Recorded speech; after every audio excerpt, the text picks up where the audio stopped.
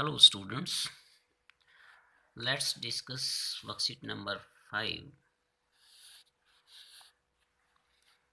related to bare infinitive. bare infinitive क्या होती है? इन्फिनेटिव विदाउट टू, यानी कि बेस फॉर्म को ही हम bare infinitive कहते हैं। और बेस फॉर्म क्या होती है?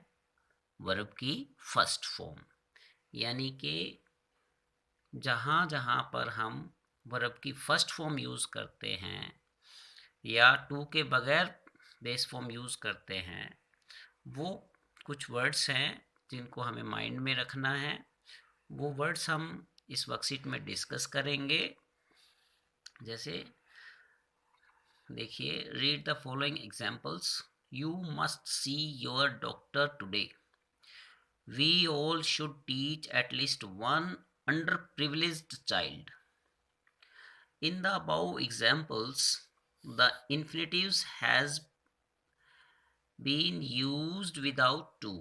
It is called bare infinitives. Modals are always followed by the infinitive without to. Ought to is an exception. यहाँ पर यह बताया गया है कि जो हमारे मॉडल्स होते हैं उनके साथ हम हमेशा बेयर इन्फिनेटिव का यूज़ करते हैं, यानी कि बेस फॉर्म का यूज़ करते हैं, वर्ब की फर्स्ट फॉर्म का यूज़ करते हैं। ऑट टू, ये जो टू लगा हुआ है ये ऑट के साथ लगा हुआ है, इसको हम ऑट के साथ कंसिडर करेंगे। जैसे एक और मॉडल भी होता है जिसके साथ हम टू का यूज़ करते हैं, यूज टू। तो ये एक्सेप्शन है, यानी कि जो ये टू लगे हुए हैं ये मॉडल के साथ हैं, इन्फिनेटिव के साथ नहीं है। तो पहला रूल तो स्टूडेंट्स ये हुआ कि सभी मॉडल्स के साथ बेयर इन्फिनेटिव का यूज़ होगा, यानी कि बेस फॉर्म का यूज़ करेंगे। Also verbs of perception such as see, hear, feel, know are followed by an infinitive without to. Such verbs as let, bid, make are also followed by a bare infinitive. तो students आपको यहाँ पर 7 verbs दी हुई हैं: see, hear, feel, know, let, bid, make. तो आपको ये 7 जो वर्ब्स हैं इनको अच्छे से दिमाग में याद रखना है कि इन सारी वर्ब्स के बाद टू इन्फिनेटिव का यूज नहीं होता। इसके बाद केवल आपको बेस फॉर्म यूज करनी है। बेस फॉर्म कौन सी होती है? वर्ब की फर्स्ट फॉर्म। तो हम कुछ एग्जाम्पल्स को देखते हैं यहाँ पर। She can read the whole novel in 1 day. अब ये कैन क्या है? मॉडल। उसके बाद base form, infinitive without to. इसी तरह ही heard someone sing in the dead of night. अब यहाँ हर्ड आ गया, हर्ड के बाद ओनली बेस फॉर्म, जो कि हमने यहाँ ऊपर स्टडी किया। हियर, हियर का सेकंड फॉर्म क्या है? हर्ड। इसी तरह let, let me talk to him. अब लेट के बाद भी बेयर इन्फिनेटिव है, बेस फॉर्म है। Make him realize his mistake, make के बाद भी बेस फॉर्म है। तो ये सारी 7 वर्ब्स के अंदर ही हैं, इनको आपको याद करना है। In case of dare and need we use the to infinitive in affirmative sentences but bare infinitive in negative sentences। ये बहुत अच्छा पॉइंट है स्टूडेंट्स, आपको सीखना है और ध्यान में रखना है कि दो जो हमारे मॉडल हैं या वर्ब हैं, डेयर और नीड जो है ये वर्ब की सेंस में भी यूज होते हैं और मॉडल की सेंस में भी यूज होते हैं। इनको हम सेमी मॉडल भी कहते हैं।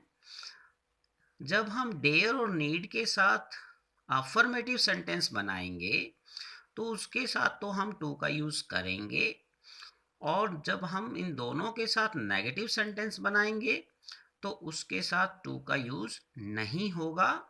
जैसे एग्जाम्पल आपको दिया गया है, यू नीड टू लर्न, अब यहाँ देखिए ये लर्न जर्मन, अब यहाँ पर ये अफर्मेटिव सेंटेंस है। अब नीड के बाद टू लर्न, जब इसी सेंटेंस को हम नेगेटिव फॉर्म में चेंज करते हैं, you need not learn German, अब यहाँ पर देखिए नीड नॉट के बाद टू का यूज़ नहीं किया गया है।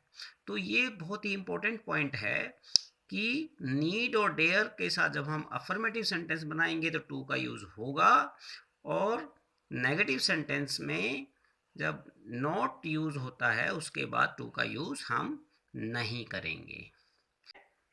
अब इस वर्कशीट में करना क्या है आपको, ऊपर देखिए, read the sentences given below, there is one error और omission in each sentence, discuss with your friends and rewrite the sentences correctly in the given spaces। अब स्टूडेंट्स मैंने आपको बताया था कि वो जो 7 वर्ब्स है वो आपको याद रखनी है। अब अगर वो 7 वर्ब्स आपको याद होंगी तो इस वर्कशीट को करना बहुत आसान है। देखिए जैसे फर्स्ट सेंटेंस है, अब आपको करना क्या है कि हर सेंटेंस के अंदर कोई ना कोई गलती है या फिर कोई वर्ड मिसिंग है, उसको फाइंड आउट करना है। जैसे the teacher made him to stand, अब हम 7 वर्ब्स पढ़ चुके हैं, उसमें मेक भी था, तो मेड के बाद जो है टू नहीं लगता, बेयर इन्फिनेटिव का यूज होता है, तो ये एरर क्या हुआ, टू, तो इसको हमने हटा दिया, the teacher made him stand, तो ये करेक्ट हो गया।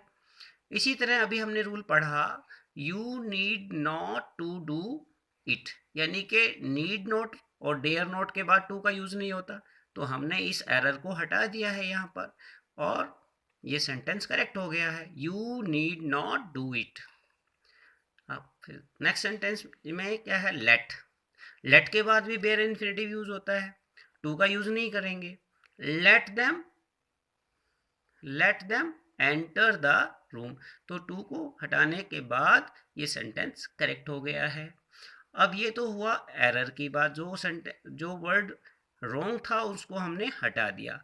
अब ये कह रहा है ओमिशन, ओमिशन क्या होता है, सम वर्ड इज मिसिंग, कोई ना कोई वर्ड मिस है, अब उसके बारे में हमें सोचना है। जैसे अब मैं बताता हूँ आपको, जैसे बिड के बाद टू रॉन्ग है, ये हट जाएगा, मॉडल मस्ट आ गया, इसके बाद टू है, ये हट जाएगा। अब ओमिशन की बात है, अब अभी हमने रूल में पढ़ा कि ऑट के बाद टू लगता है, तो टू जो यहाँ पर मिसिंग है, तो यहाँ पर टू लगा करके हम इस सेंटेंस को करेक्ट कर देंगे, you ought to drive slowly in residential areas. इसी तरह यहाँ पर हैव के बाद टू मिसिंग है, क्योंकि स्टूडेंट्स यहाँ पर देखिए हैव के साथ तो हमेशा थर्ड फॉर्म आती है, लेकिन यहाँ पर कौन सी फॉर्म दी हुई है, फर्स्ट फॉर्म, तो अगर हम यहाँ टू लगा देते हैं और टू के बाद हमेशा कौन सी फॉर्म आती है, बेस फॉर्म, तो यहाँ पर टू लगाने से सेंटेंस करेक्ट हो जाएगा। इसी तरह यूज्ड टू, अभी मैंने आपको बताया था कि ऑट टू और यूज टू दोनों यूज होते हैं, इसलिए यहाँ पर टू लगा देंगे तो ये भी करेक्ट हो जाएगा। वी हैव टू रिच, यहाँ पर भी टू लगाने से करेक्ट हो जाएगा क्योंकि यहाँ भी बेस फॉर्म है। इसी तरह यू ऑट टू स्टॉप, यहाँ पर टू लगाने से करेक्ट हो जाएगा। यू ऑट टू रीड, ये भी यहाँ लगाने से, टू लगाने से करेक्ट हो जाएगा। तो ये ओमिटेड वर्ड है, यानी कि मिसिंग वर्ड हैं, इसी को हम ओमिशन बोलते हैं, जिनको हमें सोचना है कि वो कहाँ पर मिसिंग है और वो वर्ड क्या है, इसे हम ओमिशन कहते हैं। तो स्टूडेंट्स ये वर्कशीट आप आराम से कर सकते हैं। आपको दो बातें यहाँ बेयर इन्फिनेटिव से रिलेटेड याद रखनी है, एक तो ये 7 वर्ब्स आपको माइंड में रखनी है, कौन कौन see, see, hear, feel, know, let, bid और मेक, इनके बाद बेयर इन्फिनेटिव लगता है। दूसरा रूल क्या बताया गया है कि डेयर और नीड का जब हम यूज़ करते हैं तो अफर्मेटिव सेंटेंसेस में तो टू इन्फिनेटिव का यूज़ करेंगे और नेगेटिव सेंटेंसेस में नॉट के बाद टू का यूज़ नहीं होगा। तो इन दो बातों को आप ध्यान में रखेंगे तो ये वर्कशीट नंबर 5 आप इजीली कर सकते हैं। बाकी जो नेक्स्ट वर्कशीट है वो हम अगली वीडियो में डिस्कस करेंगे। ये वर्कशीट आप अपने आप पूरी कर लेंगे अपनी प्रैक्टिस बुक में। Thank you students.